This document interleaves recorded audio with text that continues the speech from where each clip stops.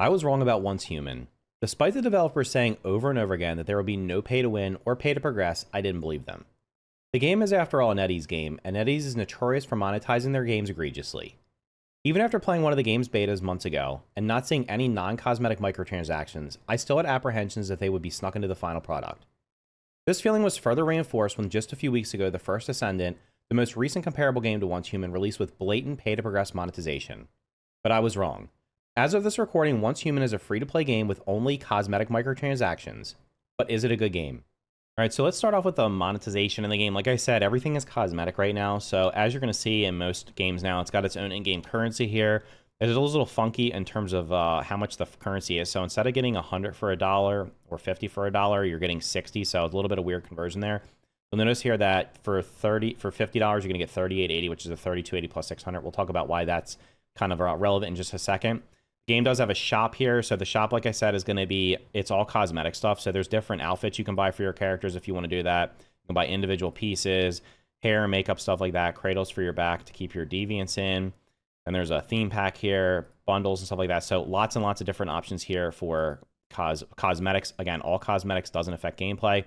32.80 here. This is, like I said, for $50, you can get the 32.80 plus the bonus stuff here. That's how much you're going to have to spend. So basically $50 if you want to have the glass building material, which looks pretty cool. So it's almost like you can build yourself a little greenhouse here. But again, completely cosmetic here. There's also bundles here. Again, more cosmetic stuff. There is a meta pass here. So for $5 for a month, you're going to get the Christogen here, which is the in-game currency. Plus, you're going to get some emotes down here. It's going to let you accumulate your daily claims without having to log in. So I'll talk about the mobile mechanics in a little bit, but this will essentially let you claim stuff without having to log in. Get a custom nameplate here, a little fancy looking tent here, which is a new disassembly function shareable with friends and team members. Oh, it's basically a different campsite. The campsite right now is just kind of generic and has like a little wooden platform that has basic stuff on. This looks a little more fancy. And then the Eternal Land stuff here, which I'll talk about in just a second. This wouldn't affect your normal gameplay because Eternal Land is somewhere you go when you're not actually playing the game. It's essentially like, think of the Eternal Realm in Diablo 4, although instead of being able to do everything, it's essentially just a place where you build. So that's going to give you some bonuses there, but again, no bonus on gameplay here. And then some more cosmetic stuff here, I guess. This is changing your name stuff here. Again, nothing that's affecting gameplay from what I've seen. It does have a battle pass here, which lasts for 60 days. And the battle pass has a free track. The free track's the one that's going to have the stuff that you actually care about, which is like in-game resources and stuff like that. The paid pass down here, you'll see that there's keys and stuff like that. The keys are only to unlock stuff from the shop, which I'll show in just a second. Everything else down here is cosmetics or like different building pieces, cosmetics, emotes, and stuff like that. There is the task here you can complete. You unlock stuff by doing those. Then the shop, the keys you unlock from the battle pass lets you unlock different stuff in the shop. Again, completely optional here. Nothing from what I've seen that is going to affect your actual gameplay in the game. There's also events here that are inside of the shop, and these are, you just do these. You don't have to pay for these. You just get the rewards from them. So there's different events going on. Guess I can claim my rewards here. So I guess this is the daily login here. I guess we'll just talk about that right now. There is daily login rewards, or maybe it's weekly login rewards. So you can log in next week and get these things. And then there's a regular event here. So there's just tons and tons of stuff to do here. It's almost kind of overwhelming until you get used to all of it. But that's kind of the monetization. Like I said, from what I've seen, everything is cosmetic. Nothing actually affects the gameplay in the game. So what is the game? I'm not going to go into the lore of the game. If you play the tutorial, it'll pretty much get you up to speed with the lore and the story of the game very quickly. But essentially, after you complete the tutorial, you're jumped into this map, same map for everybody. And you'll notice here, this area here that's not fogged out, that's where you're going to be starting out at. I believe you can build anywhere you want. I just happened to build here. I found a place where nobody else was built. And you'll notice here, there's lots of different marks on them, or POIs on the map. Different POIs could be things like Brookham here. This is like a little town. So down here is another one that's going to be Overlook Town. And then there's different points of interest around the map. When you go to the points of interest, there's going to be a little list of tasks you can do. Usually it's going to be finding a special chest, finding some weapons or armor chests, defeating a certain number of enemies, and then activating the Rift Anchor here, which ties along to the main story quest. And when you do those, you get a reward for completing all of it, and you've basically checked off the little area here. So lots of different areas to go here. There's also quest markers here. You're going to notice this is the main quest that I'm involved with right here. It says up here, meet Mary under the Monolith of Greed. So that's going to tell me to go here. So you're going to get main quests. There are NPCs you will meet. The NPCs will give you quests. The little exclamation points here are quests from a different NPC. I believe those are completely optional, so you can do those to get rewards. You don't have to do them if you don't want to progress the story, but I'm probably going to do them because it's worthwhile doing it. Just to give you kind of an idea of how long it takes to clear this one area here. From what I've seen, it takes about 35 to 40 hours to do everything in this one little area here. So it's quite a bit to do in the little starting area that you start out in. There's also going to be survival mechanics. So you'll notice in the bottom of the screen here, there's going to be 4 little meters. The little muscle thing is your stamina. The next one, the head, is your sanity. Then there's thirst, and then there's hunger. So typical things you'll see in a survival game. I will say that as of right now, none of the survival mechanics, including durability and inventory management, have been any type of annoyance to me. They've all been perfectly fine here. I can run quite a bit of distance without having to worry about my stamina depleting. You can go over here, and I should be able to chop this tree down here. So you can chop a tree down. You'll notice that actually I'd already started working on that one, so that's why I went down so fast. I usually don't go down in one hit. But chopping a tree, stamina is depleting, but it's not depleting terribly slow. You can also get bonus to stamina by just being able to, by eating or drinking foods and stuff like that. The sanity, from what I've seen, sleeping replenishes your sanity, so you can sleep in your bed. There's also resources you can consume to replenish your sanity. Drinking, there's literally like infinite water. So anywhere there's dirty water here, so I just happen to build on this little island, there's dirty water I can collect here. I can take it into my stove, craft and turn it into clean water using wood, and so basically never run out of water. Food, you'll notice I just saw a deer over there, at least where I am in the map, and everywhere I've kind of been, there's just deer everywhere, so you'll be able to get tons of deer meat. You can also grow your own crops and stuff like that later. You also find food, so you can basically just hunt the deer, and once you hunt the deer, we'll go over here, grab it, and it should give us some deer meat as well as some other resources. So your standard, like I said, survival things, hunting, gathering, and stuff like that. This time I got deer meat and rawhide. Sometimes you get deer milk from it. But I found enough deer meat by just getting, I needed rawhide to make the first set of armor. And by just getting enough rawhide, I ended up having enough deer meat to last for quite a while. I will say that there is degradation on your food. So your food and stuff has durability. So if I go over here, you'll notice that like this meat has 3 days and 59 minutes before it's going to spoil.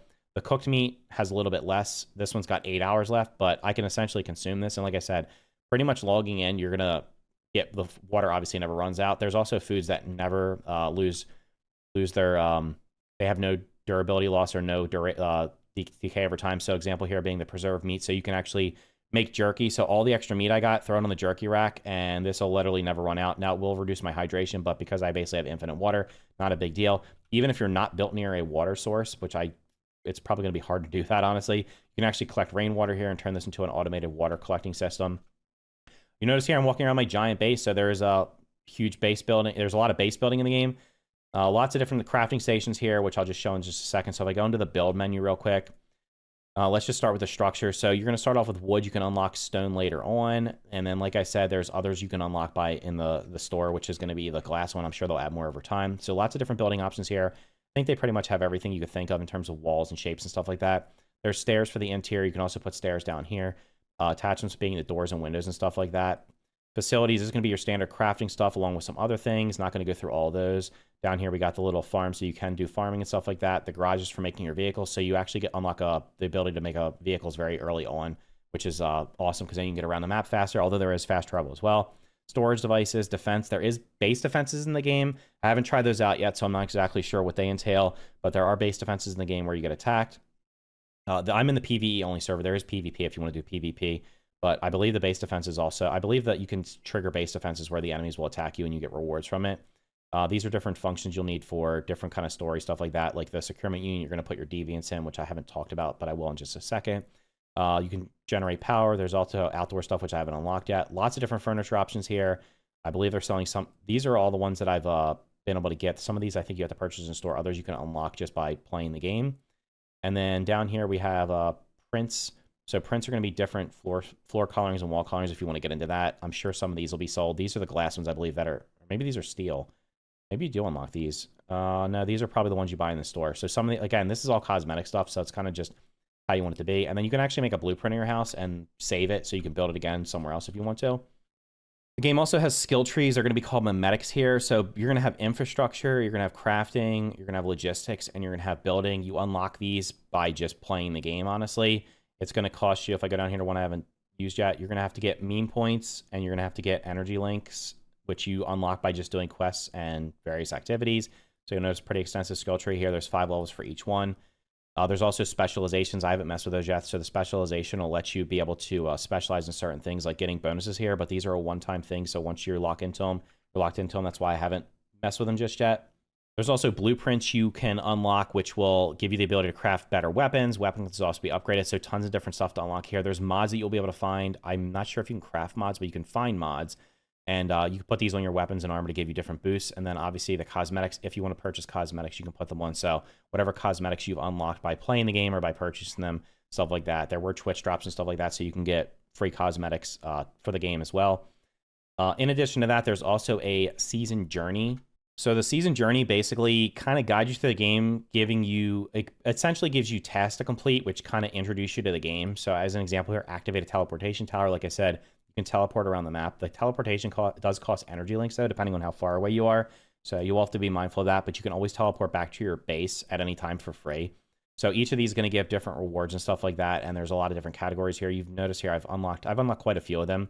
So you'll want to be doing these. You can look at them, or you'll honestly probably complete a lot of these by just playing the game, but you'll also want to look out and make sure you do all of them just so you understand all the mechanics of the game, as well as so you unlock all the rewards for them. Survival manual here is going to be, I guess, it's kind of like a how to do everything in the game. And then there's a field guide, which is going to give you some more information, lore and stuff like that, if you're interested in that. The game does have seasons. I've been mentioning that on and off a little bit. So there are seasonal stuff in the game.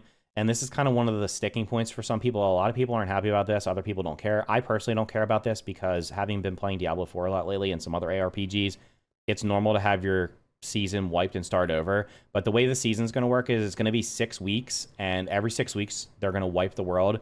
There's going to be some things that get carried over to your Eternal Land, like I mentioned earlier. So think of that as like the Eternal Realm in Diablo 4. If you want to go back there, you'll have all your stuff there if you want to use it. In this case, the Eternal Land, from what I've seen, is just like a house where you have everything. I don't know if you can actually do anything there. I haven't gone to it yet.